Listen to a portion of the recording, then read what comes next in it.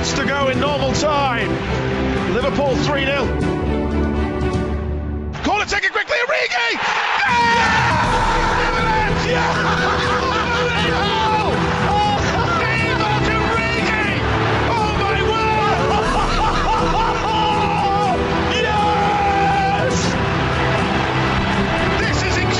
Hello and welcome to the Redscast podcast after Liverpool have just crushed out of the FA Cup again in the fourth round. I am joined today by Steve and Jay in the studio and Cam on Skype. We'll start with you, Jay. How are you doing? I'm alright. Fuming? Not fuming, no. It's just one of them things, isn't it? I think there's been a massive overreaction to it, personally. To the FA Cup defeat? To the whole thing. It's the whole slump, the FA Cup. It's one of them things, isn't it? It is what it is. Yeah, and we'll go to you, Cam. How do you take the defeat against United? How do you feel about that? A bit of both, really. I was obviously gutted to go out to them, of all people. But I've seen like improvements in the team, and I know that sounds like stupid and stuff, but as Jay said, there's been a massive overreaction to it all, and so the whole season, really. To be honest with you, it's like, I don't know. I can't even put my finger on it. Everyone's losing their heads. We watched it together, didn't we, Steve? And disappointing. But like Jay and Cam have both said, it was a welcome change to see a goal, and I feel as though the Reds have played a lot better in that game as well. Yeah, there was improvements going forward. I'm just glad that we found where the net is again. Although there was an offside situation that I'd like to get onto in a bit. Well, we'll start on that now, actually, because Jay doesn't think it was offside, do you? Oh no, I'm fully saying it was onside. If that would have been us, and the picture that you sent me would have went out, yeah, I'd have still said no, it's onside, because I think the angle that the VAR does that, and it was exactly the same in the derby. If you have that angle and it's completely straight on, Marcus Rashford's onside all day. Yeah, no, I agree. I don't think it should be offside. But if you take into account the stuff that's gone against us for similar things... There is that argument for consistency around VAR. That's all I want. I don't think it's offside. The same way I don't think any of the ones that went against us are offside. But you want parity, don't you? The thing about VAR with offside is that it's not opinion, it's fact. Yeah. It's the way when everyone says, "Oh, Liverpool are getting all the decisions with offside." Well, no, because it's fact. If your argument's over fouls, then okay, you might have a little bit of a thing about it. Did they look at it though? No. That's me. That's my gripe about it. Is I don't know whether they looked at it. Well, Cam, do you think that when Rashford got the ball for the... Whose goal was it now? I'm trying to think. Greenwood's? Do you think he was offside? It's the same thing again with VAR all the time. It's always, like Jay's just said, there's not meant to be no opinion over it. It's meant to be fact. It's meant to be straight there, it's done, it's offside or it's not. I personally thought it was just offside, but you can argue for it and against it. The thing that does my head in with VAR, as Steve just said, it's not consistent. It's up and down every week. It's not even just happening to us, it's everyone. It's like you see one thing and you go, well, yeah, that's offside, and then suddenly it's not. Yeah. And it's the referees and the officials and stuff like that, they don't seem to know what they're doing. Yeah, they've changed the offsides rule after that Man City thing as well, haven't they? Well, yeah, there you go. So why was it perfect before, but then suddenly it's not perfect, and now it is going to be perfect? There's no consistency to it, and you can go on about it all year if you want, but we've had some shocking decisions against us, and I'm not even crying it in. It's just they've been unreal. When I go to you, Jay, you are AFC Nosleys under 21s manager. Do you think VAR is ruining the game? Because obviously you're playing grassroots football, no VAR. And obviously when your lads score, you haven't got to wait for a bloody computer to tell you if you scored, nothing. There's two sides to it. I don't think it's ruining the game. I think it ruins it if you're on the side of the decision going against you. It ruins it for you. But if you're on, which for the most part last season, we got a couple that went for us, namely the Man City one. So if we're on the right side of that, it's not ruining the game, is it? Well, that's the argument. This season, we haven't had anything, but last season, we had absolutely everything going our way, didn't we? Every bit of luck. It's you bit of luck, innit? Luck comes round in circles. We got a couple of things for us last season, but then you look at the Firmino against Aston Villa where his armpit is offside. Yeah. So, but you can't really compare it to grassroots. The linesman who I'm shouting at every Sunday probably will disagree, but you can't compare it to grassroots because at the end of the day, even if a linesman puts his flag up, a referee's going to always agree with the linesman. He's not going to agree with me shouting at him on the line 50 yards away saying that's onside. Did you see the one last night, by the way? The City one? The City one. I didn't see it, but I seen someone on Twitter talking about it, and basically, I think it was one of the City players went through. The linesman put the flag up. So the West Brom players stopped, but the ref didn't blow his whistle. Man City went on and scored. But it was a goal. It was onside. Yeah, I didn't see it, but it was onside. It's that confusion over what's the point in having a linesman. So we spoke about it, didn't we? You put it in our group chat, and that's the linesman's fault because this rule now, of course, VAR's in place, and because so they let the game play on. So even if he's 10 yards offside, they'll let the game play on until the phase of play stops, and then they put the flag up. It's so that if he is offside and it's by that much of a margin, VAR can then call it. So you put the onus on the defenders then for stopping, don't you? Exactly. I said it to you yesterday night. You'd always play to the whistle. That's like you're taught that when you're a 6-year-old. Yeah. And like there's multi-million-pound players like paid millions of pounds to play football who've just stopped because they've seen a flag. Yeah. You don't stop. You just play. On the United game, we had like we always do, the most of possession. We had 59% possession, 14 shots, 6 on target. In recent games, we haven't had many shots on target. Was it welcome to see us actually finding our feet again in front of goal? Yeah, it was actually. It's been a drought, hasn't it, for a little bit, I suppose. Yeah, it was good. It was good to see Salah.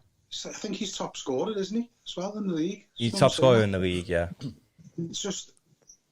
It's unbelievable how he's top scorer in the league and we haven't scored for about... And we're all still giving him shit for it, aren't we, even though... You know what? There's so many things you can boil this season down to, and there's a list as long as my arm, and it could go on and on and on. It is what it is, and like you said, last year we had everything, and this year, for me, personally, from the derby onwards, it just all started going wrong. And that's the only thing that was the beginning point. And you know what? Ever since then, everything we've touched, it's turned to shit. Let's just be honest about it. It genuinely has. We've had no luck. Horrendous injuries, worst refereeing decisions I've ever seen. VAR. But unbelievably, we're still around the top of the league. We're 5th at the minute. Because West Ham went above us yesterday, but we can obviously eat some. Well, you know what I mean, don't you? It's like we're still up there. We're still a good run of 9-10 games. You're back in. Yeah, I mean, there's the gripe over the centre half, which we'll get on later on in the show. But I think the thing to remember is as well. I know he's just said since the derby, everything's just went to shit. But when you think about it, Liverpool played Tottenham. When was that? December. Yeah. End of November, December. That was built as the champions against the team who were the only team in the league who were going to challenge the champions. I thought that myself. So it was the way you're looking at that game, and everyone, it's like it's Liverpool or Tottenham. Whoever wins that game is going to win the league. Tottenham are shit. Tottenham are fucked off. So they're what 7th, 8th. Liverpool are 5th. Like he's just said, then it's mad. There's been 9 teams at the top of the table already. Southampton being top of the table. Haven't Everton been top as well? Everton were going to win the league in September, weren't they? Everton won the league in September. But I mean, I think we boiled it down on the last podcast, Steve, to Liverpool are shit when there's no fans. Oh, yeah. That's literally every result we had, Tottenham, all that, there was fans.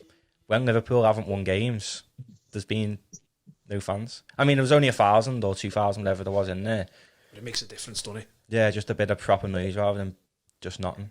I was sceptical about that, just letting a couple of thousand in if it make a difference, but it absolutely did, didn't it? It makes a difference at any level. So even then, going back to grassroots, if you have 40 people watching on the side, for grassroots footy, that's a lot of people watching. Yeah. It's a bit of an atmosphere and you're thinking, fuck, I can't fuck up now. Yeah. So like, to go from having 58,000 a week to no one for 6 months, and then all of a sudden 2,000 people are coming in again, you're going to feel it's going to be better, it's going to be decent. I'm guessing most teams are feeling the same, but we don't watch it, so we don't see the impact of that on the other teams. But as you said, everyone's been shit. No one's been standout team this year. There's no one team you can look at and say, yeah, they will piss the league. Yeah. And they deserve to win it. Everyone's going, City, back in the groove. Leicester. 10 games ago, they were calling City all sorts, saying, they're not doing it. What's going wrong? They need another centre-half. They need another full-back. And it's like, how much more money they need to spend? They've been on a boss run, the top of the league. Now, best team ever. Yeah, I don't think the league, I think it's still got loads of twists and turns, but on the United game, was you surprised, Steve, to see Curtis Jones in the front three? Massively surprised. I'm not sure, has he played there before for us? No, he's centre midfield. That was a mad one for me. When I seen the lineup, I couldn't get my head around how they were going to line up, how they were going to set up, what formation, because them midfielders, it didn't make sense to put them in any sort of formation that we played previously. And to see Curtis Jones on the left wing was just madness for me. What about you, Jay? Yeah, it was a bit of a madness. I thought the substitution to bring Mane on and leave Curtis Jones on and take Wijnaldum, I thought that was a little bit weirder. Yeah, I would have brought Milner off. It's just, I would have brought Jones off. I thought he played all right against United. Personally, I think I forgot he was playing at certain points because he's isolated in that position that none of us have ever seen him playing. Doesn't know how to play. He's a centre mid. Have it right. It's a centre mid. Yeah. Why is he playing left wing? But I'm not Klopp. I don't train with them every fucking week. He could do it in training. But I just thought that substitution was weird. Wijnaldum was having a good game, I thought, and then to bring him off and put Mane on and put Jones in Wijnaldum's position. When Jones, it's two changes in one, isn't it? Yeah. So it disrupts the midfield and disrupts the front three. Whereas if you're just taking Jones out and putting Mane in, for me it benefits your front three, because that's that front three that we've all relied on for 3-4 years. What about you, Cam? What did you make about Curtis Jones playing in the front three, and like what Jay said, him staying on when Mane came on? Do you know what? I like the lad. He's only a young kid, and in the future he is going to be amazing. I think Klopp got it a bit wrong there. And I don't like criticising Klopp, but at the end of the day, he's not above criticism, is he? No one is. So I think he made a mistake, but I think sometimes we're a bit unfair on that Curtis Jones. We expect him to be like this all powerful midfielder. He's a kid. Yeah. We all think he's Steven Gerrard. Well, we're guilty of sometimes believing that he can be, so you get drawn into it, don't you? It's the thing about him being a scouser for me. Yeah. And I'm going to go as far to say is John Flanagan's downfall, although he might have been awful at football, is the pressure on him because he's a scouser, and he was a young scouser coming through when Gerrard was being phased out of the team and Carragher wasn't there anymore. I just think that pressure just ruined him. And the fact he wasn't very good at footy.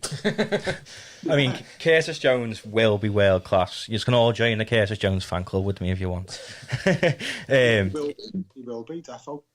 He's got everything about him to show that he can be. And like Jay said, I just hope the pressure of being a scouser doesn't get to him. But I don't think it will. I think he's just got this swagger about him, man. Jay, like he just seems different when he's on the ball. He's so composed. He's not bothered, and I think we'll all love him for that goal against Everton anyway. Yeah. I just hope that's not the pinnacle of his career. I don't think it will be. He's only 18, 19 now. The fact that he's stayed when Elliott and that went out on loan, it shows how high Klopp thinks about him, because Liverpool and the loan system doesn't really go hand in hand. But I would have kept him on and brought Milner off myself. I just think Milner, I don't know about you, Steve, I think Milner slows our midfield down massively. That's an interesting shout, considering what everyone's saying about Thiago at the minute. Thiago doesn't slow the midfield. Jay's raising his eyebrows.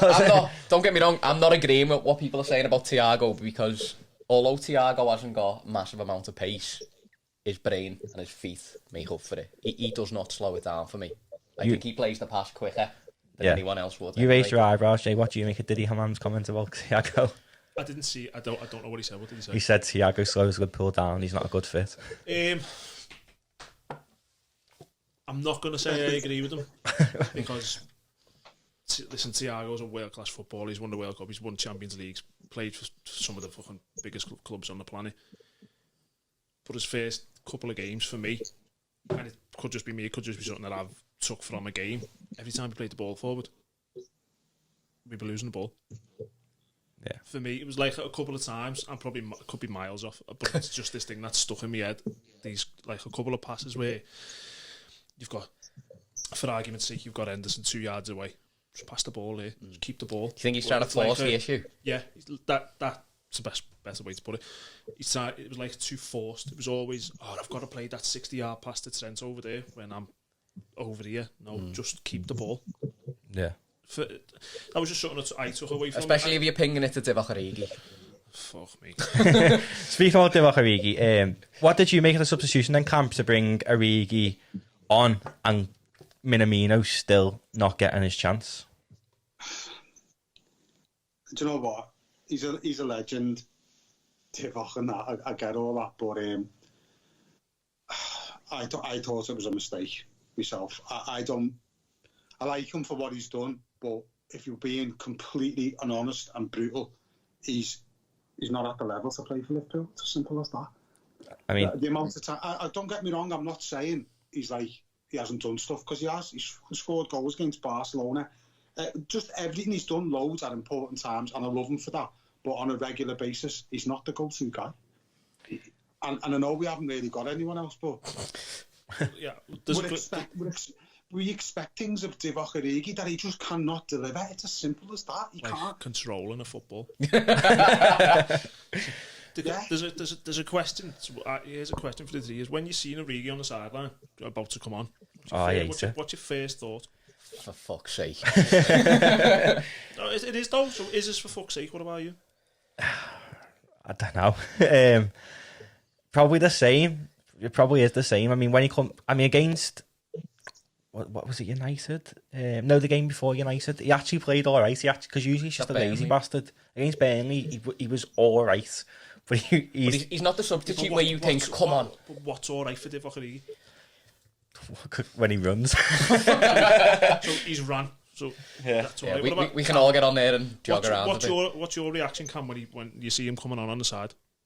It's just the same. I just think, for fuck's sake. And then a little bit of me goes, I hope he scores an important goal, but it's not going to happen. Like, you just know. Like, sometimes do you know what? Sometimes he's the only one who gets a chance as well. And I think to myself, can't you bury that fucking ball in the back of the net? Like, I don't know. I love him. It sounds like you know quite a bit. I mean, Divock Origi was one of the best celebrations, I think, didn't he, Jay, in Madrid? And he'll always be a cult hero, always. But like you sort of said, he's just not good enough to play for Liverpool. And those rumours Leipzig wanted him. I just don't understand why we can't basically say have him and give us one of your defenders on loan, and then we'll buy him at the end of the season if we've really got no money. I just don't understand it. Just throw him in an Uber, right? Just say, off you go and hope for the best. It's Liverpool Football Club. He's probably getting the wrong car. Jay, you just said we're a club with no money. Why do you think with money, why do you think we aren't improving? Like, ultimately, the reason Liverpool being shit, in my opinion, is we haven't got a centre half playing, like a proper centre half. I completely and utterly disagree with you. Really? Yeah. Why do you think we've been shit then? Well, I think we've been shit because we haven't been scoring goals. Yeah, we've been sound defensively, but if you look at it, right, how many games haven't we won now? 5? 5, yeah. 6. Yeah, 6. How many clean sheets have we kept? 5. For Fabinho's kept 5 while he's been centre half this season in 13 games. It's not ideal not having a centre half, but I'm not putting this bad run. I'm putting it down to the fact that the team's lacking in confidence. I think I'm putting it down to the fact that the front three aren't playing to the standards that they've set for the last 4 years, which is, for me, it is what it is. You can't expect standards to be that high continuously for 4 years. You're always going to have a dip. And that's our problem. We've been spoiled, haven't we? Well, yeah, because when you think about it, when was the... Let's have it right. We're not used to losing 2 games on the bounce. When was the last time Liverpool lost 2 games on the bounce? Probably before Rodgers. When Rodgers got sacked. Klopp. No, even if that. I think Rodgers lost 2 on the bounce and then got sacked. I think. Like, I remember years ago, right, I used to throw a bet on for Salah, Mane and Firmino all to score. And the odds for it were about 3-1 for the 3 of them to score, and that's ridiculous. Because most of the time it would happen. Yeah. Now, I'm not saying that Liverpool don't need a centre-half. Liverpool do need a centre-half. But that's not our issue, my thing about it, and I said this in our group chat, because we've been in a group chat fucking all week because Liverpool have been shit. If you look at it, you've got Virgil van Dijk, Joe Gomez, they're your 2 main centre-halves. Then you've got Joel Matip. For whatever reason, he's made of fucking glass. So he's your backup centre-half. He'll be on the bench. Okay. You've then got Fabinho, who can play centre-half. And let's have it. Yeah, he's world class. Very, very good at centre-half. You've then got the 2 kids. Whether we all think that they're shit, they can play centre-half. And at a push, at a very last resort, you've got Henderson, who can play there. So there's 7 players who can play centre-half. And you shut up about Robertson. So not a centre-half. You said Robertson's centre-half? I've said, when Reece has been terrible, I said I wouldn't mind putting Robbo at centre-back and Tsimikas left-back. And then when Robbo goes forward, Tsimikas covering because he's a natural defender and he's more experienced than Robbo. You need to put the camera on, Jim, to be fair. Anyway, so there's 7 players who can play centre-half. Because your point was, why did we not replace Lovren? Yeah. Why are Liverpool going to buy a decent centre-half who's going to go realistically there? After Gomez, after Matip. Yeah? Yeah. So this fume of, we need the centre-half. When have you ever known a team whose 2 main centre-halves get long-term knee injuries? I've never in my life heard of it before. It's never happened. I mean, I read something before. I'll get your thoughts on this, Cam. I read something before about what you've said. There was Van Dijk, Gomez, and then there was Fabinho, who played there. There's Matip, and then the 5th choice was meant to be Billy Cometio, which we haven't seen yet because of his injury. Do you think we really need a centre-half, Cam? Because then you're restricting opportunities. Because if we go in and bought someone like Upamecano, who's world class, ultimately someone is going to miss out. Not Van Dijk, but someone else is going to miss out. Sorry, can I jump in there a sec? So, take into account when he's asked you that question, the fume that's happened over the last couple of weeks about this centre-half thing, right? It was on Twitter and on Sky Sports News that Liverpool are speaking to that Socrates who got fucked off from Arsenal because he's shite. So, when Liverpool aren't going to go and spend money on a centre-half, it's not going to happen. Yeah. It just isn't going to happen at all. Do you think we need one then, Cam?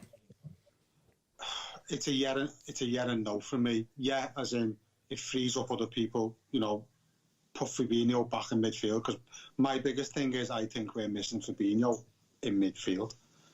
Because when Fabinho was in midfield, we are a completely different team. He's just tenacious, gets the balls, pinging it forward, tracking back. He's doing everything. And all right, yeah, we've got him in defence doing that, but we need him in midfield to allow the attackers to have balls played through and stuff like that. To answer the question, I'd say yeah. I do, and I know why people are fuming, and I know why people aren't as well.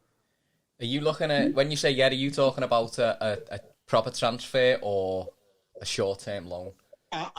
Me personally, I'm thinking a proper transfer, only because if Gomez or Van Dijk, I'll touch wood that they never get injured again or whatever when they do come back, we need a replacement.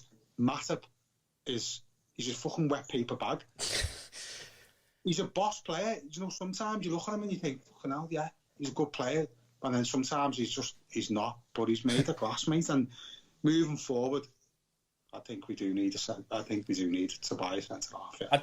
Like what you said though, Jay, about with the centre-half, I don't think we're missing it. I think we're more missing Van Dijk in terms of his build-up play. He's like a quarterback, really, isn't he? Well, when you think about it, what's the first pass Liverpool play every game? Happens without fail. Van Dijk. Yeah, because the kickoff goes all the way back to the defender. Whoever that is, whether it's could be fucking Nat Phillips. I've seen Nat Phillips try it. and the emphasis on the word try it. It gets pinged. It's just Salah or Mane on the wings, and then the whole defence pushes up. Even the keeper comes up, pushes the midfield up, pushes the centre half up, pushes the keeper up. So Liverpool are then playing in that final third of the pitch. It happens every game. Where you don't think we need someone, would say for example Militao available for loan. We brought him in as a centre back, and when Matip's fit, he plays. It allows Fabinho to go in holding, and it allows Thiago to play where we bought Thiago to play, which is more advanced. Do you think that would then unlock the front three? I don't know. That puts a midfield three for me of Fabinho, Henderson, Thiago. How does that make you feel? Of course. It's well better, isn't it? Well, every game Liverpool have lost this season, Henderson hasn't played, bar one against Southampton. He played centre-back, which should never, ever, ever happen. Henderson's the most important player in the pit on the team. Would you agree, Jay? I'd say now he is. I wasn't at Newcastle away a couple of years ago when 30 seconds in I told him to fuck off. Yeah. But he's proved me wrong, and I think he's proved all of us wrong. He's proved everyone wrong, but it's a fucking massive statement to say he's the most important player on the pitch. Who's more important? And if every time he doesn't play, we get beat. I'm not having that as a fucking... Honestly, look into it. I agree. It will be a fact, but I'm not having it. I just think that's a coincidence. Do you think it's just like an anomaly in the stats? It's just, they've been beaten. Henderson hasn't played again. I think when you see Thiago play next to Henderson, Thiago's more comfortable to go forward because he knows Hendo sits a bit deeper. Where when Henderson doesn't play, I think Thiago just doesn't know what to do. Because he's like, do a hold, do a go forward, do make this pass. And I think that's why we haven't seen the best of him yet. Fair point. Yeah. you were expecting a big argument there, weren't you? Speaking about Reece Williams then, on the centre-back issue, it's not his fault that he is having to play centre-back for Liverpool. He's not ready. He was playing probably, about 2 divisions above your lads last year? No, it's a couple of divisions above, but National League North, step 2, step 3 of the football pyramid. Yeah, so it's not great. Yeah, so we loaned him there apparently to learn proper football, which in my eyes says a lot. He's not ever going to play for Liverpool if we have our full strength team. He's not good enough. He never will be good enough. Same with Nat Phillips, who by the way is on 75 grand a week, which is I just don't get it. But it's not his fault. I'm going to start with you on this one, Jay, because you're in the exact same boat with me. Twitter Reds, the top Reds on Twitter. To be fair, the top Reds actually haven't been that bad lately. Everyone giving Reece abuse. We've seen it with Nico. He had to make his Twitter, all that, delete it all. What's the point in abusing him? To sit there behind a keyboard, behind a screen, behind a fucking footballer as your picture on Twitter and absolutely slate someone to the point where they come off social media and they delete all of the accounts. You're an absolute weirdo. Shithouse behaviour. It's that's just not even in football. It's in life. If you are one of them people who gives abuse behind the keyboard because you're a shithouse, then you're just a weirdo. What's the point? That kid, and let's use Williams as an example. That kid, however old, Reece Williams is 19. Nico Williams is 20, 21. Yeah. If you're at 20, 21, yeah, you're a man, but stuff like being fucking slated and saying you are shit at football, you should never play for Liverpool again, fuck off, pack your bags, go somewhere else. If I'm reading that, I'm thinking, that's a bit harsh. Yeah. To have thousands and thousands of them tweets to the point where you then go, nah, I'm deleting that.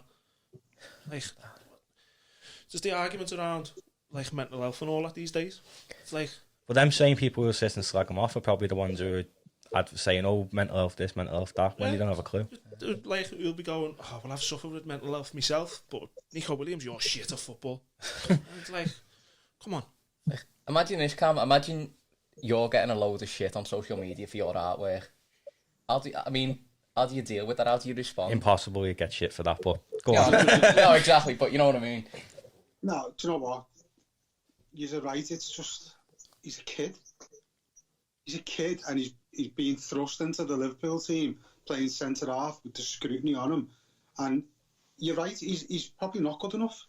Let's be honest. He's not like a world class player or nothing, is he? Like a young kid.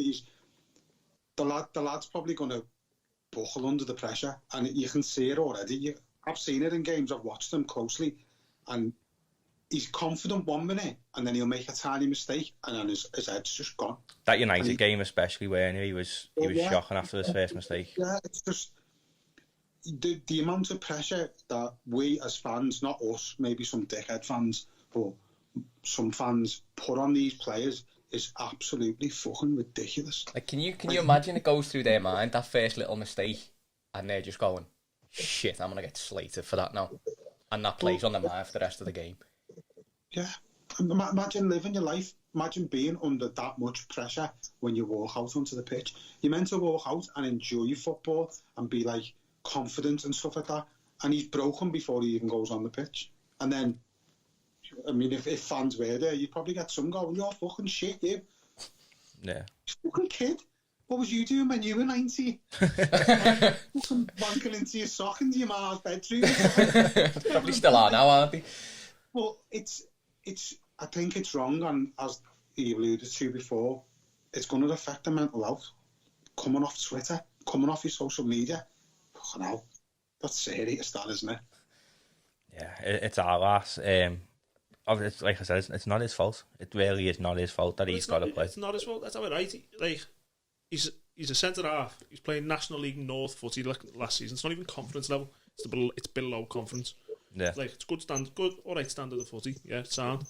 But he's playing that last season. He's been thrust into it to play for the champions, like the best team on. Basically, gone from playing for Marine to playing for Liverpool. You know what I mean? It's going from Marine to the champions of England. And I've seen Marine play, and it's a hell of a lot of difference to Liverpool. But then you add into it, he's not just playing for the champions next to Virgil van Dijk or Joe Gomez or Joe Matip. He's playing for Liverpool at Old Trafford with a centre mid next to him.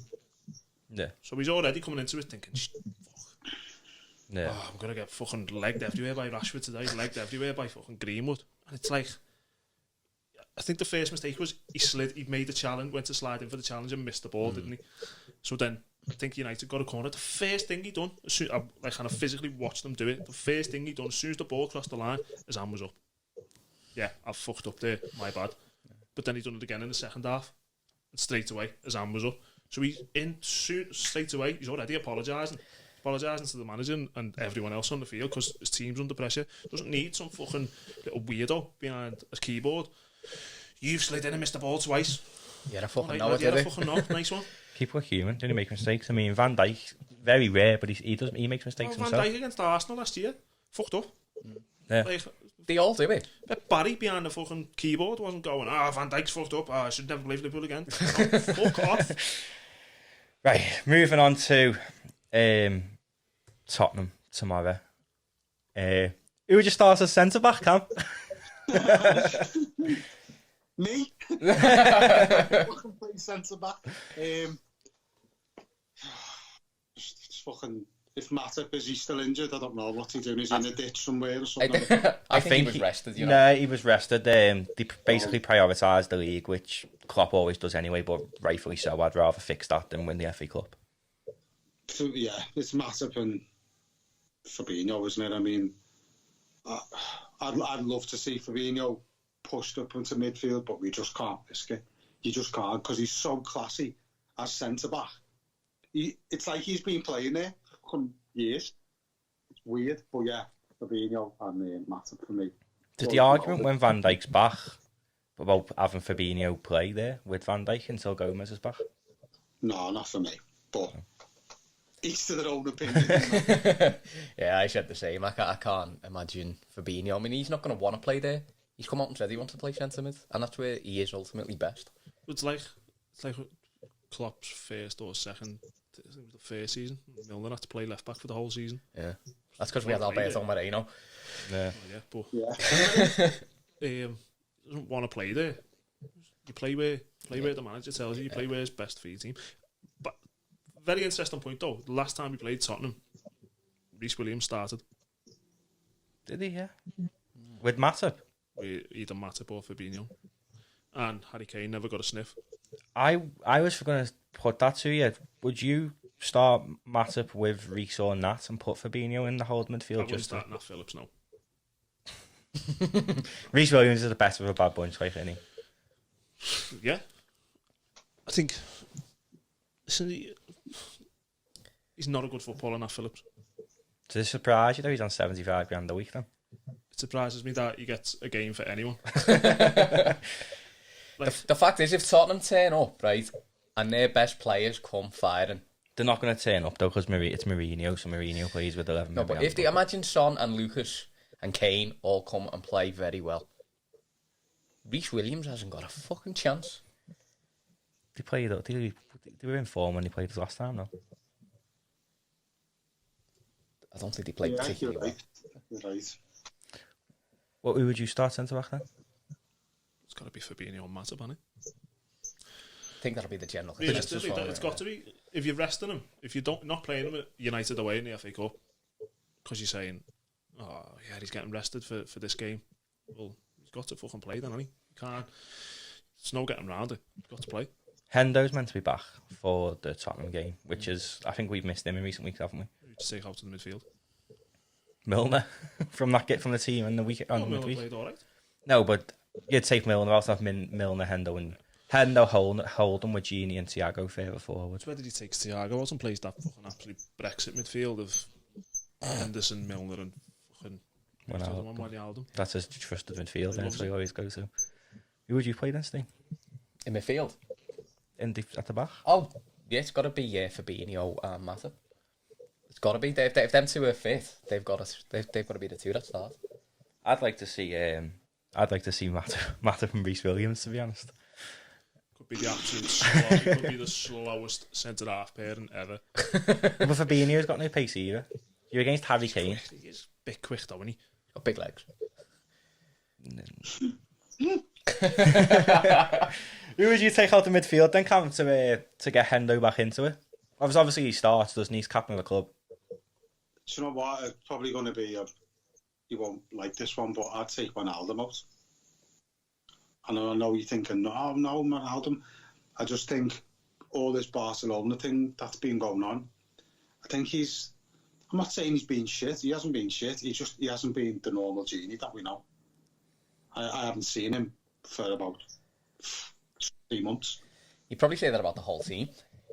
Yeah, you could do. I don't know. It's a tough one, isn't it? This whole midfield combination. It's mad, isn't it? Take Fabinho out, and then you're left with like trying to figure out like a Rubik's cube of who's probably the best one. Thiago, amazing player. You got Curtis Jones in the mix there as well, and then if Keita comes back fit for a week, you might give him a game. Chamberlain, the Ox. But one thing with the Ox is he's been absolutely terrible when he has played, and since he's come back from injury. Terrible. I like him, mate. I think he's I like him myself. I'd keep hold of him. But he left Arsenal because he weren't getting played where he wanted to. I don't think. You're not coming back from the type of injuries Adam put and starting every week. No chance.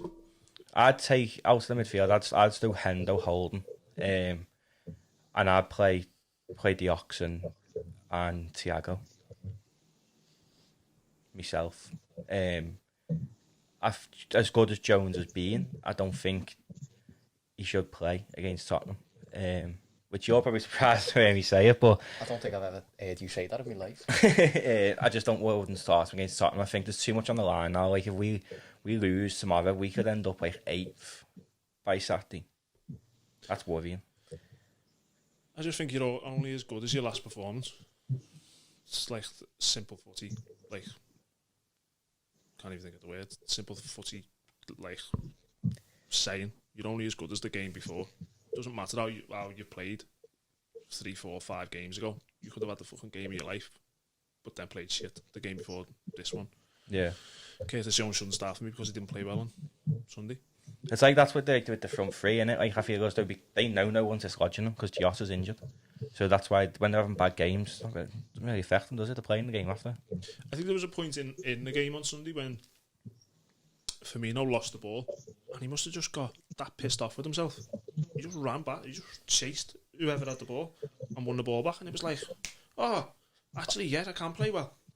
Firmino was a completely different person. Firmino was really good against United. That was an hour in. Yeah, no, bro. I think he set the first goal up. Yeah, unbelievable. Like to spot that pass and to be able to get the right way to pass on and all that, fucking fantastic.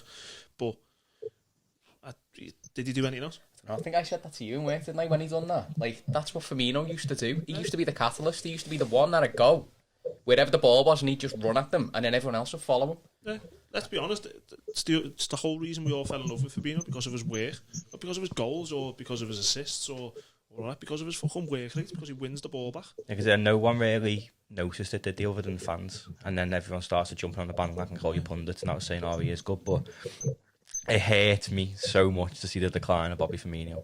It's not even a decline. He's in a bit of bad form. It's like the whole team. But he's been in bad form since the end of last season, really, hasn't he? Form last, like bad form can go on for a while. Yeah. Just as brilliant form can go on for 4 years. Want to get your thoughts, Cam, on Salah? His numbers don't lie, but is he the most frustrating footballer in the Liverpool team to watch sometimes? Yeah, defo. If I had it, I would have well ripped it out. Sometimes, honestly, because why doesn't he just pass to Mane? Like, something you're just thinking, he's right there. Pass to him. I'm not trying to rip him too much because he's obviously a world-class player and stuff like that, and he's top scorer in the league and all that, but yeah, he's so frustrating at times. Tries to take everybody on like he's Messi, do you get what I mean? And only Messi can do that. Yeah. Because he's Messi. Do you know what I mean? Like, Salah's good, but fuck no. Yeah, so he's fucking frustrating sometimes. Yeah. What about you, Jay, with Salah? He is world-class, but sometimes he's what you want a centre-forward to be, really, though. He's not a centre-forward in being selfish. But is he just too selfish sometimes? I think it's a bit of... Yeah. I was going to try and argue the point, but yeah. Yeah. At times, you think, just pass the fucking ball. And there's been times where he goes on all these mad runs. Like a goal against Tottenham, I can think of a couple of years ago. There's one against Everton, I think Napoli. He goes on these does all these mad things. And like... actually watched the Napoli highlights the other day because I was bored. The commentator says he's got such and such in sport, and then he scores and he goes, doesn't need anyone else. So he has got that ability to do it, but then he's a confidence player, isn't he? It's all about confidence, but it's also all about having four fucking opposition players around you. So if you're doing that, they know you can do that. So they're gonna fucking do everything to stop you. But I don't know, he's fucking top goals. You don't get top goal scorer of the league for fuck all, do you? No. If he gets it this year, it'll be his third season out of four. Third and four. You don't get them numbers and them like golden boots for not being selfish.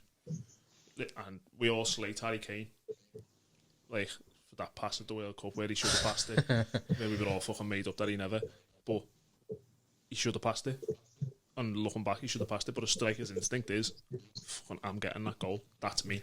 Yeah. I think what a lot of people forget to do at times as well when they're watching the matches, put yourself in that situation. What do? You're going for glory. You're going for, absolutely. Especially at Liverpool, because the wage structure is to get paid minimal basic and it's all bonus incentive, isn't it? I'm not even going to say that, because when you go to match and someone scores, you don't go, who set that up? No, you're too busy hugging the stranger next to you, aren't you? Not even that. Like once everything's settled down and even you haven't listened to the announcements, have you? Have you scored if it's a big goal? Yeah. So then you're like, who scored that? Oh, Salah. It's not. Oh, who assisted that? Oh, I don't know. No, in the heat of the moment, no one gives a shit, do they? It's just... I couldn't tell you. When you think back to like Madrid, no, I couldn't tell you who assisted Origi. Could you? Yeah. Joel Mata. Was it? Could you? If you hadn't said that, would you have knew? No way you would have knew. We were absolutely rotten. No, just from watching it back though. At the time, no. Only from highlights, I know that. I fell over, I was pissed. It wasn't asked who set us up. The ball was in the back of the net. Liverpool won the cup. But like, looking back... That's my fault, not sorry. I don't know. Looking back, like, when you're looking back and stuff like that, you you click on who's the assist, where it's come from, who's played. Only after the fact. Only after it. You're not asked when the ball goes in. So to say, yeah, he's selfish, but he's got to be for the type of player he is. He's a goal scorer. It's true. Would you start him against Tottenham? 100%. 100%. Down the middle, or on the right? It's an argument for both, isn't it? It just doesn't faze me. Just win. Just win the fucking game. Don't care. I'd say against Tottenham, I'd drop Bobby and play Salah down the middle and play Shaq on the right, because for some reason Shaq has now be fell back into the team again, and he's fair play to him. He's been decent, hasn't he? Steve? Yeah. He has been much better, and to be honest with you, I can never remember a bad performance by Shaqiri. He always comes on and does all right, or he starts and he does all right. I don't think I've ever slagged him off. But I wouldn't start him tomorrow. I wouldn't start him. I think there's more.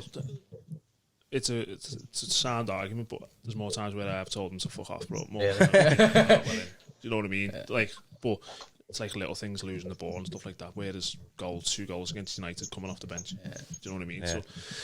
Yeah. So he has got them things in him, but we were all warned when he signed from Stoke. Do you know what I mean? Didn't Crouch say on BT once that he's got such a bad attitude problem and that? I'm sure, and he's like a bad trainer and stuff, because in Switzerland he is the main man and he can't get his head round not being the main man in club football. You look at him. He's played for Bayern Munich, Stoke, Basel, and us. I thought he played for more. But he's won 2 Champions Leagues, 2 Club World Cups, 2 Super Cups. He's won like 4 leagues in Bayern Munich. He's won the Super Cup in Bayern, the equivalent to the FA Cup in Bayern Munich like 4 times. He's won the Premier League. He's won everything, basically. Managers like Ancelotti or Guardiola don't sign you if you're not good enough. And I assume it was Ancelotti who signed him at Bayern. Yeah, I think Guardiola sold him. But managers like him, they don't sign you if they don't think you're good enough. Quality's there, isn't it? Klopp, perfect example. I forgot Klopp signed him. Even better example. Klopp's not signing you if he doesn't think you're good enough. So the quality is there. You've just got to get that laziness out of him. What about you, Cam? Would you start Shaqiri against Tottenham tomorrow? No, I agree with Steve. I'd say bring him on. Obviously, if it's not going well or something, he's like a 25-minute impact player, isn't he? To me, he's good as boss. Like, don't get me wrong, but I don't think he starts games. You've got to just see how it goes and then give him a chance later on. That's what I'd do. Your dog's not happy there. It's because she's hoovering. But yeah, looking at the Tottenham game then, I'll start with you, Jade, and we'll go to Cameron and Steve. Give us your line-up prediction and give us a score, what you think it'll be.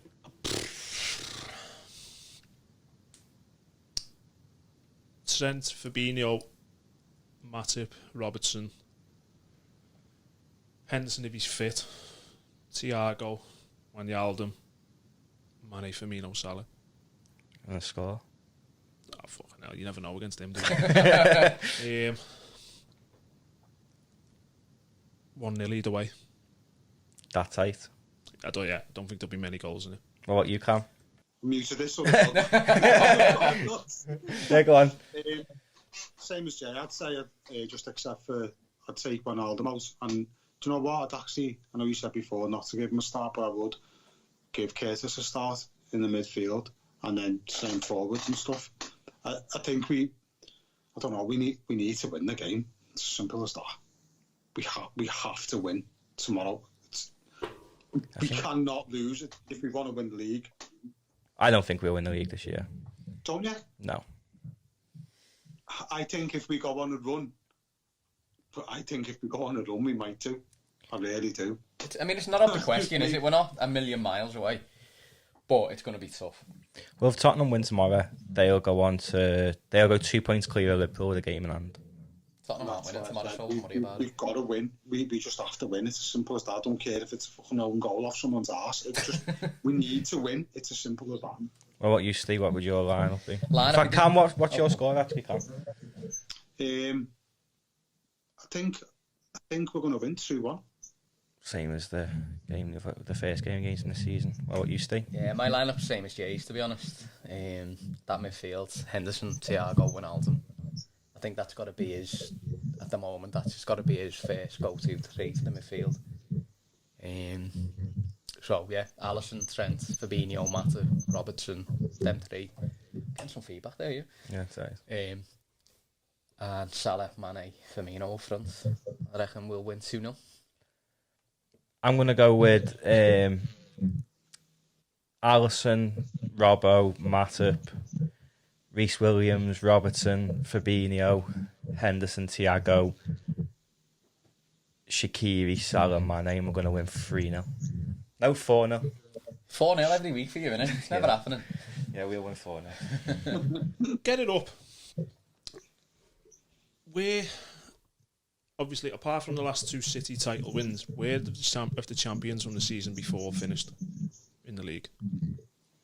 Because statistically, since 2009, when United won the 3 in a row, there was no team until City 2 years ago retained the title. Well, City finished second last year, didn't they? City finished second last year, and they were the champions. The year before, we were second. They got the 2 in a row. I think Chelsea were the champions when City absolutely pissed it, weren't they? Did they finish top 4? Yeah, no, Chelsea were, because we were speaking about this the other day. Chelsea won the league, and I can't think what the manager was now. He got sacked a few months later. Conte. Yeah, and he finished and they were like, I think they finished like 10th. Yeah. The following season. So the season before that was Leicester. It's a one-off, never ever going to happen again. But they must have finished what, 13th, something like that, around there. They had the Champions League, didn't they? Which season before that was Mourinho's Chelsea when they won it. They finished 10th. Season before that was Pellegrini's City when he pipped us to it. They didn't win it. My point is, like, it's always harder to regain a league than it is to win the league. So, because the pressure just goes tenfold, goes from there, bang, right up. And especially the way Liverpool won the league last season. Liverpool pissed it. It was won in November. And we all knew it. Everyone knew it. But I don't think, and I might have said it to you, I think I have said it to you, I don't think as much attention was put on how bad City were last season. Not bad, but compared to the 2 seasons they were previously. How many points did they have last season? I'm like 70 odd, weren't it? I'm gonna say 74. I think because we were so dominant, focus was on us, wasn't it? No one else cared about anyone else. My point is, you look at the City team that won it by 18 points. Unbelievable team. Pissed it. They then done it again. Only they got pushed by us, so they were pushed to win, to do it again. Yeah. Otherwise, if it weren't for us, they would have walked it again. So my point, but then we've took that extra step, pissed it, 99 points. So then, realistically, it's that hard to regain the league. It's one of them. If we don't win it, there's no shame in it. It's not the end of the world. You don't win it, all right. Fucking hell, let's be honest, we've all been through fucking seasons and like not won the league and come at the end of it and being like, fucking one of them, innit? Yeah. Every year, more or less. Yeah, every year. It says something, you're 25 points clear at the top of the league and you're thinking, nah, we'll fuck it up. How many games did City lose last year? I know I've got it in front of me. I'm just going to see if anyone else, if you know. 9. Have you just seen my phone, you? You got it? Yeah, it's 9. 9, yeah. I was going to say 8 or 9, something like that. So when you look at like that, Cam, do you still like? You were surprised when I said I didn't think we'd win the league. City lost 9 games last year, and obviously they finished second. But how many points did they get? 81. I wasn't far off. Do you honestly think we can still win the league this year? You know what? I know it sounds absolutely mental for me to say that, but the way football has been this season, like you said before, that Tottenham game that we had last time, it was, the champions. One of this team's going to be the champions. That wasn't that long ago, really, when you think about it. Yeah, it wasn't that long ago. What I'm trying to say is football can change so much and so fast. They were talking about United in disarray and all this crap. He's going to get sacked and whatever. Next minute, they're in contention to win the league. Same with City, or what's happening with City. It's just the media keep on picking, and just it's just crazy. Yeah, I do still think we could possibly win it. I really do. If we find that little bit of magic, that little bit of spark again, which it'll take a good performance to do that. Say, yeah, for example, say we batter Tottenham tomorrow, 4-0, 5-0. That spark comes back to all the players, not just Reece Williams or Curtis Jones. It comes back to everyone. Salah will be on fire again. Firmino, do you get what I mean? What we've been missing is that spark, that hunger, and it does stem from the fans and COVID and all that. I get all that, but if we can find it, I genuinely believe we can go on a run. It's got to come soon, though, hasn't it? Oh yeah, it's got to come tomorrow. It's got to start tomorrow. And if it doesn't, I think if we lose tomorrow, that's it. I think it was you who said in our chat that if once Liverpool score one, it will be flying. Or was it?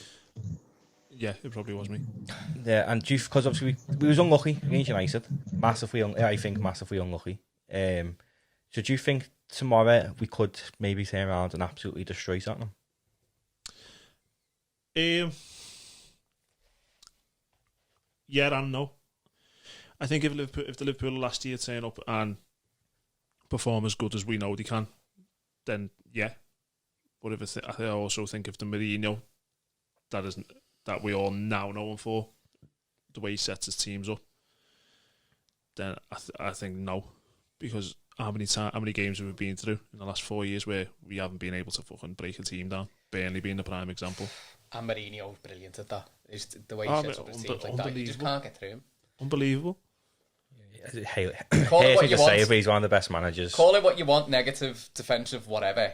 The way he sets that team up against us, whether it be for United or for Chelsea or for Spurs now, we can't cope. We just can't break through it. It's not even that. It's like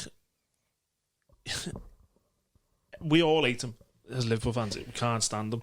But fuck me, he knows what he's doing. Yeah. Like, how many times does he set the team up where he goes to places like United, like Chelsea, like City, and he just gets a result, whether it's a draw for him, for the job the task he's being given. A draw away at like teams like that, a draw at home to Liverpool. Maybe not at this moment in time, but a draw at home, it's a fucking good result against some of the top teams, yeah. And he knows it. He's not soft. Like, you watch that documentary. I've not seen it yet. It's on me to watch list. To be fair, he's a prick. We all know he's a prick. But watching that, you actually think, yeah, it's just him being a prick is a show, I think, for all the media and stuff like that, because he's actually fucking sound. Like when you watch the documentary, could be all for the fucking documentary that he's just saying, oh yeah, I'm sound. He is a prick. I don't want anyone to think that I'm saying he's sound. He's a prick. Jose Mourinho fan club over there. Nah, I think he's sound. I think he's boss. After watching that documentary, and there's a story about when I think it's a Champions League game. Timo was telling me yesterday about he was banned from the game because he had been sent off. So we got the kit man to sneak him in the kit bag and was banging on him as he went past the officials because he couldn't breathe. And then John Terry said they come in at half time, they played crap, expecting to be, I think it was AVB. We were expecting him to give the team talk. Mourinho popped out this laundry basket and went mad. And I just think he's a boss manager, me. Unbelievable. You don't win things at every club you've been at if you shit it. Every club he's been at, he's won something. I think he'll win something at Tottenham as well, League Cup maybe. You will. Who've got in the cup? City, I think. Innit? Yeah, I think City. City. I think he'll win it. No, he doesn't want that bald bastard winning anything. Right then, before we go, touching on transfer rumours, we'll start with you, Cam. Do you think Liverpool will buy anyone this window? I can't see it. I want them to, but I just can't see it because of the noises coming out from the club and stuff. Klopp saying one thing, and then the sources and all that on Twitter and whatever are saying a completely different thing. It seems like there are odds over transfers, and it's a bit disappointing, really, to be honest with you. I'd say no, just to answer the question. No. I was speaking to LFC Transfer Room, and I was looking at some of the stuff they've put on, and apparently Liverpool are focusing mainly on improving the youth and the academy in this transfer. And they brought someone in from Derby. They're looking at a kid from Brazil as well.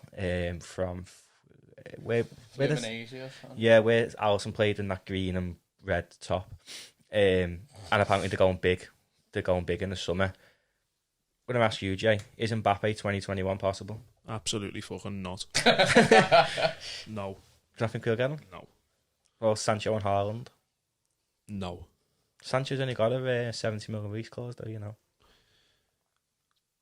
I just don't see Liverpool making any big signings. That's not me moaning, by the way. Who was the last big signing Liverpool made?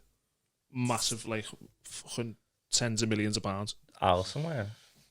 Alisson, Van Dijk, I think, were the last two. No, Van Dijk was the year before, 6 months before Alisson. I think it was... So it was that summer, wasn't it? Because of Karius. The summer before we won the Champions League. Now, I won't... Jota was 45 now, actually, really, but that's... Yeah, but, I mean, like, fucking, where you've looked at it and you've thought, wow, good signing that. Yeah. Like, everyone looked at Jota a little bit as if to say, why have we bought him? Proved wrong. But I just think, for one, they're building a new stand. I think we're all guilty of forgetting about Thiago here, by the way. He was only 20 mil. Thiago, listen, great signing, but my point was about, like, fucking mega money where you look and you think, like a Van Dijk, where you think, fuck. But I don't think there's any big signings on the horizon for simply there's a new stand getting built, so there's money being directed in there, and fucking hell, they haven't had anyone in the ground for a year. We've had 4,000 people in the ground. We worked it out the other day, £2.3 million in ticket revenue we get a game. So, we're nearly halfway through a season. So you have 19 home games and going from... It was like 200 mil, wasn't it? No. 19 times 2 mil. Like 38 Oh, million. yeah, 58 mil. But then you've got all your day out fans who come and spend loads in the club shop. You've got all the money you make. They're losing, not just losing the ticket money, they're losing the ticket money. Money in the shops, money behind the bars on the fucking concourse. Your £6 hot dogs aren't going That's anymore. what I mean. Like, you can fucking bet your life to get some of that Bet Victor money that gets spent on the cop and stuff like that. So there's no money coming in, and like people listen to this and probably go, "Shut up, you fat ginger bastard!" Like, there is money coming in through the online shops. All right, sound. But is your £50 jacket gonna fucking fund Mbappe? Like, come on. Do we only get 20% off shirt sales, or is it off everything? With I don't know. I haven't got a clue. I'm not that in depth with stuff like that. I don't read into it all. It's like Liverpool have been signed up with Nike. Sound saying Gear will be boss. And it hasn't been so disappointing. The coats are all right. It's about it. Yeah, do you think we're buying anyone, Steve? Can't see it. It's a bit late in the day now. I think if they had any intention of... I mean, a lot of people are saying we need to focus on getting a centre-back. I think if that was the case, they'd have done it early days. Why wait?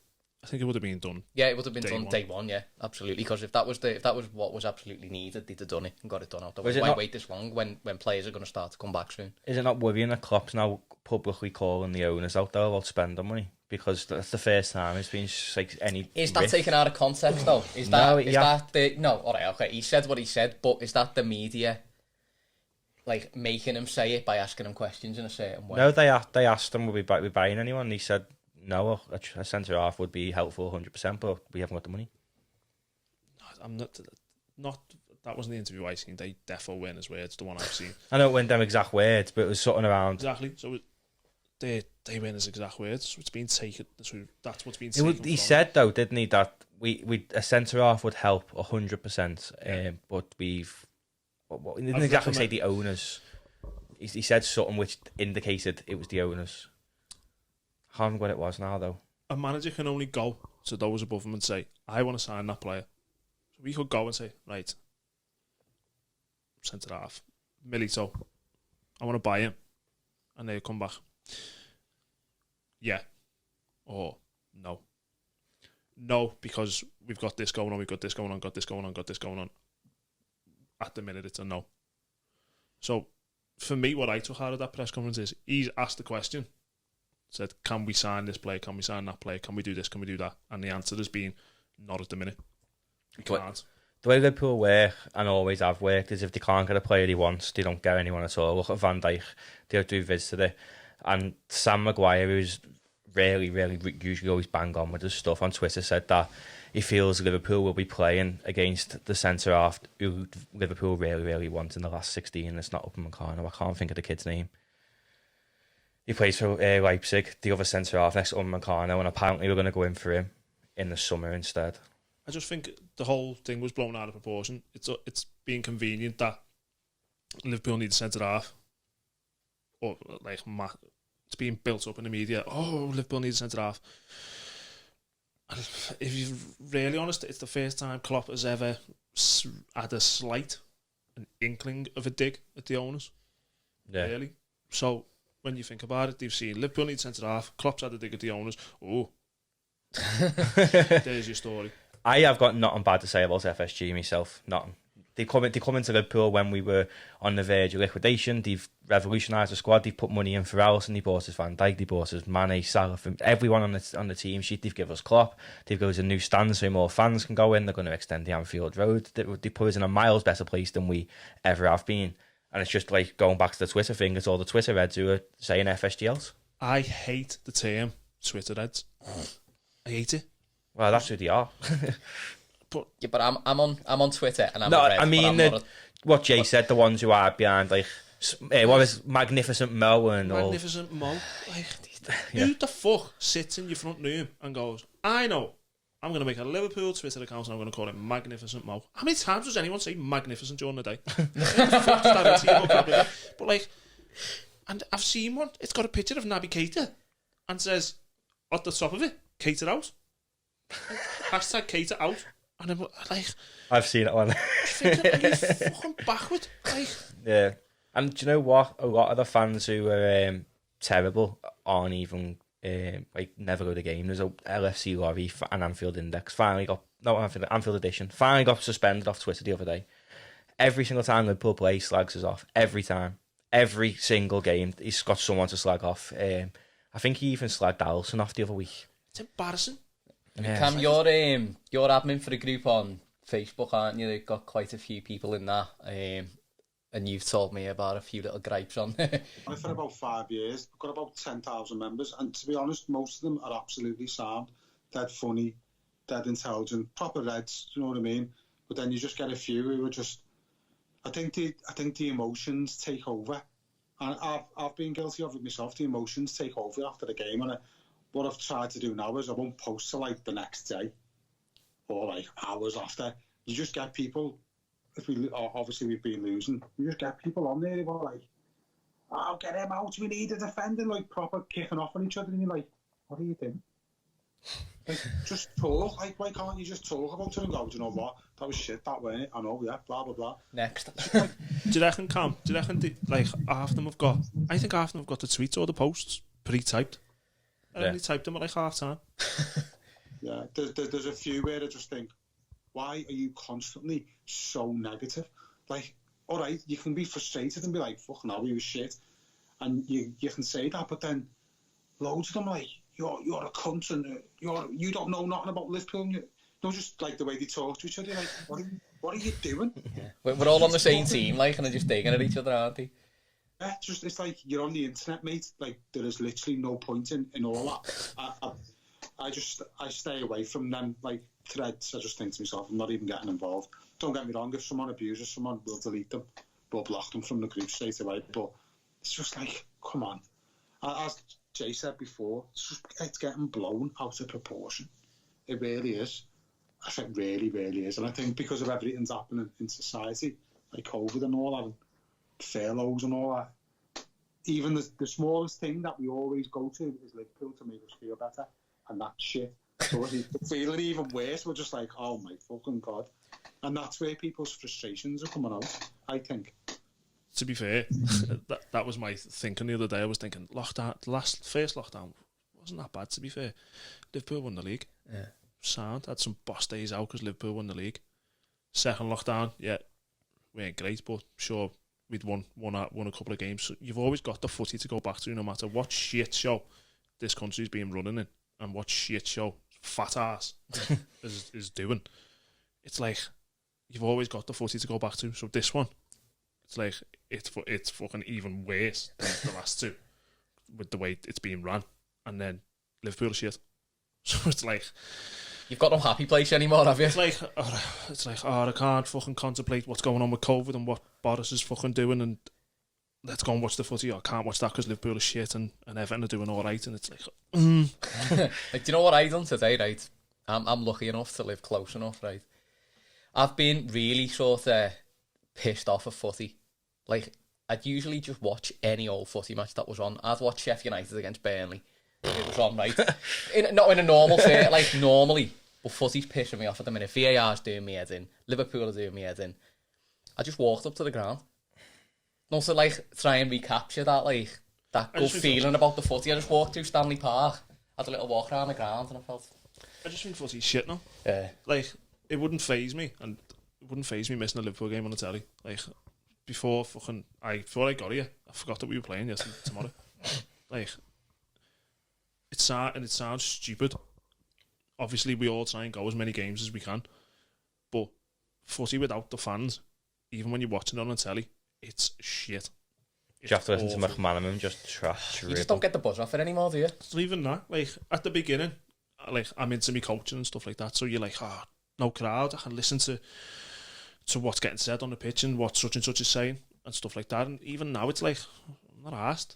Like, half the time you come away and you think, that was shit. What was the point in watching that? Like, last minute goals, are they the same? It's just to elaborate on what Jay's saying. I think that's feeding into the players. That kind of feeling is, and you know what? They're humans. They're going through the same shit, whatever. I know they're getting paid millions. I'm not talking about that, but that feeling, that lethargic, that fucking hell, that you can see it in some of the players, and it's being transferred into the performances. I think I really do. No fans, COVID, fucking masks, and all this, and you can't go here, you can't do that. You can see it in the players. There's no like energy. There's no spark. There's no like fire. There's no fire there, and that's where last year and the year before we were phenomenal. Every game, it didn't matter who we were playing. Leicester away, remember Leicester away? We were fucking fine. We were just unreal. Yeah. And we were like that for the whole season, and then it continued, and then it's just kind of like died down into like this, I don't know, this fucking misery. It's depression, isn't it? Definitely without the fans. If you think back to that first game post-lockdown, Jay, when we was all in yours, Everton, we could have won the league. Probably the worst game of football we've seen. Isn't it? That was fucking dreadful. Awful. But like, I just think it's just a sign of the way the world is at the minute. Let's be honest. Everything's just a little bit shit, isn't it? And football's included, isn't it? If you have a conversation with someone the way the world is now, 9 times out of 10 it involves shit this, innit? When you're texting someone, yeah, lad, fucking grim, innit? It's like, everything's just shit. Like, it's just, the whole thing is just being handled so badly. Like, all them lads who got season tickets and travel up and down the country and travel all over Europe, they should be going to they should be doing that now. But it's just everything's just being handled so fucking badly. Like, who the 3 lockdowns, man? Come on. You can tell by now it doesn't work. Come on. Like, how the fuck? We'll all be smiling. We'll win tomorrow and we'll all be smiling. Yeah, but like that. So, like, the original point is like, Liverpool does. It obviously affects all of our moods, but especially now, with how shit everything is in this country at the minute. Absolutely. But on that note, then, so before we go, I don't think we can get Cam on without maybe showing a few. I'm going to put his artwork on at the very start. Yeah, I'm going to show some of Cam's artwork. What do you do, Cam? I don't know what you do. Just portraits mainly, mate, of like, well, it can be anything. Dogs, cats, people. Just belted dog ones, you know, you should get one. Crops, I'll do anything. Like, I can literally, sounds mad, but I can paint any picture you want. Done some boss Liverpool ones. Yeah, the Liverpool ones have been. I've done quite a lot last year. I've done about 65 pieces last year and sold them all. Like, they were just flying out. And I'm working on one now. I think I was telling you the other day. Shankly and a Klopp together, like staring at each other, with the fingers crossed like that. Yeah. So that's the next one on the horizon. But yeah, if you want to show them, show them. We're going to put them in. How can people follow you though, Cam? Like, what's your socials? I've got an Instagram. It's called Comedian Artwork. It's with a K. And the same on Facebook as well. Facebook art page. So yeah, give us a follow if you like. It's really good, trust me. Really, really good. But yeah, if you're watching on YouTube, don't forget to leave a like, rating, subscribe, comment, all that good stuff. Follow on Spotify and that. Nice one to Jay for coming on. Nice one for Cam for coming on. And stay as always. Hopefully tomorrow the Reds can bring some happy smiles back to everyone's faces again.